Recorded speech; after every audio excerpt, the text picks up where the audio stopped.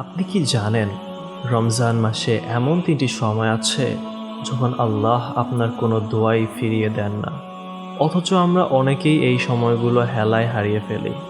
প্রথমটি হলো সেহরির শেষ সময়, যখন পুরো পৃথিবী ঘুমে মগ্ন, তখন আল্লাহ প্রথম আসমানে নেমে আসেন আপনার ডাক শোনার জন্য।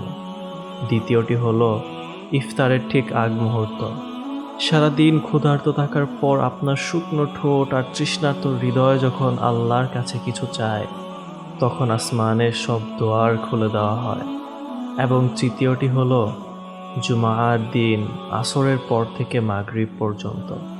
এই সময়টি দোয়া কবুলের এক বিশেষ মুহূর্ত। আর হ্যাঁ, এই রমজানে আপনার প্রিয় মানুষটির জন্য দোয়া করতে কিন্তু ভুলবেন না। ভিডিওটি শেয়ার করে সওয়াবের অংশীদার হন, আর এমন আরও ইসলামিক ভিডিওর জন্য আমাদের সাবস্ক্রাইব করে সাথে থাকুন। জাযাকাল্লাহু খায়রান।